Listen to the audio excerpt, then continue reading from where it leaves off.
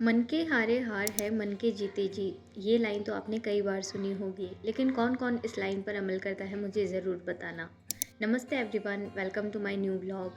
तो आज के दिन की शुरुआत काफ़ी अच्छी हुई है। मौसम काफ़ी अच्छा हो रहा था और मौसम आजकल कुछ इसी तरह का हो रहा है। शायद गर्मी से पहले ही बारिश आ गई है और बारिश जाने का नाम ही नहीं ले रही है।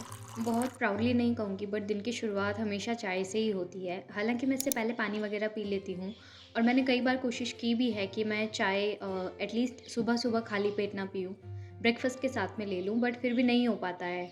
तो दिन की शुरुआत बस इन्हीं छोटे मोटे कामों से होती है एंड अभी तक मैंने कोई भी प्रॉपर प्लानिंग करना स्टार्ट नहीं किया है डे के लिए। कोई एक प्रॉपर नॉन नेगोशिएबल रूटीन हो जिसको मैं फॉलो कर सकूँ। उठना एंड उसके बाद में जो स्टार्टिंग का टाइम है वो खुद को देना, खुद की बॉडी के लिए देना, स्ट्रेचिंग वगैरह करना, ये सारी चीज़ें करने की कोशिश ज़रूर करती हूँ, लेकिन वो कोशिश अधूरी रह जाती है और नहीं हो पाता है। इसके बाद में रोज़ सुबह नटखट आता है खाना खाने के लिए और उसको डर नहीं लगता ना, तो वो घर के अंदर तक आ जाता है, कमरे के अंदर तक। तो यहीं पर मैं उसको रोज़ खाना खिलाती हूँ। वो कई बार शाम को भी आता है और वेदर काफ़ी अच्छा हो रहा था, जैसा मैंने आपको पहले भी बताया, बारिश वगैरह की वजह से। तो इस वक्त तक मैं अंदर घर के काम कर रही थी और मम्मा यहाँ पर दलिया सेक रहे थे चूल्हे पर। हल्की फुल्की धूप निकल रही थी, तो यहीं बैठ कर के वो अपना काम कर रहे थे और अंदर मैं अपना काम कर रही थी। तो मोस्टली मेरा रूटीन यही रहता है, सेम रहता है हर दिन। यही सुबह उठ कर के और घर के जितने भी काम होते हैं वो लगभग 11 बजे 12 बजे तक हो जाते हैं एंड उसके बाद में शाम तक का जो भी टाइम होता है 4-5 बजे तक का, वो टाइम मुझे मेरे लिए मिलता है, अगर ऑनेस्टली बताऊँ तो। तो इस टाइम में मैं अपने लिए इस टाइम को किसी भी तरह से यूटिलाइज़ कर सकती हूँ, जो चीज़ें मुझे पसंद है वो करना। मोस्टली मैं आजकल या तो बुक्स पढ़ती हूँ या फिर थोड़ा बहुत सिलाई का काम करती हूँ और अगर मेरी यूट्यूब का कुछ काम होता है तो मैं वो कर लेती हूँ। अब इसके अलावा अगर मैं बात करूँ कि मैं डेली व्लॉगिंग क्यों नहीं करती, तो देखो, मैंने कहा था कि मैं कंसिस्टेंट रहूँगी, यानी कि हर 2 से 3 दिन में एक व्लॉग तो मैं बनाने की कोशिश कर रही हूँ, क्योंकि मैं जानती हूँ कि डेली व्लॉगिंग करना, एडिटिंग करना, वो सारी चीज़ें करके अपलोड करना और डेली सेम मूड में, सेम एनर्जी में और सेम कंडीशन में आप नहीं रहते हो, तो डेली वो चीज़ें पॉसिबल नहीं हो पाती है। इस वजह से मैं 2-3 दिन का गैप ले लेती हूँ ताकि मैं भी एग्जॉस्टेड फील ना करूँ। और ये सब मैं इसलिए बता रही हूँ क्योंकि मैंने कहा था अपनी वीडियोज़ में कि 1 अप्रैल से मैं कंटिन्यू ब्लॉग बनाऊँगी।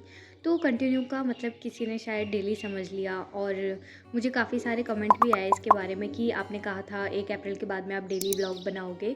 तो कंटिन्यूटी का मतलब ये था कि जैसे मैं पहले बहुत ज़्यादा ब्रेक ले रही थी एंड बहुत ज़्यादा वीडियोज़ में गैप आ रहा था, तो उसके लिए मैंने बोला था कंटिन्यूटी। तो आई होप आपको क्लियर हो गया होगा। इसके अलावा लास्ट वीडियो में जो मैंने बनाई थी, how I shoot and edit my videos, तो उसके नीचे 2-3 कमेंट्स इस बारे में भी आए थे कि यूट्यूब से मेरी अर्निंग कितनी होती है। तो चलो इस बारे में भी मैं आप लोगों को डिटेल में बता देती हूँ। मेरा चैनल मोनेटाइज हुआ था 2025 में दिसंबर में, और मोनेटाइज होने के बाद में जो वीडियोस आप बनाते हैं उन पे जो व्यूज़ आते हैं उनमें आपको कुछ अमाउंट मिलता है, यानी कि कुछ हिस्सा यूट्यूब आपको रेवेन्यू के तौर पर देता है। और जिन लोगों को यूट्यूब के मोनेटाइजेशन का क्राइटेरिया नहीं पता उनको बता दूँ, मोनेटाइजेशन के लिए चाहिए होता है आपको 1000 सब्सक्राइबर्स एंड 4000 आवर्स। आपकी वीडियो का जो वॉच टाइम होता है वो 4000 होना चाहिए। तो ये मेरा कंप्लीट हो गया था दिसंबर 2025 में, जबकि मैंने जो वीडियोस क्रिएट करना स्टार्ट किया था वो मैंने किया था आई थिंक मई 2022 में मैंने वीडियोस स्टार्ट की थी बनाना।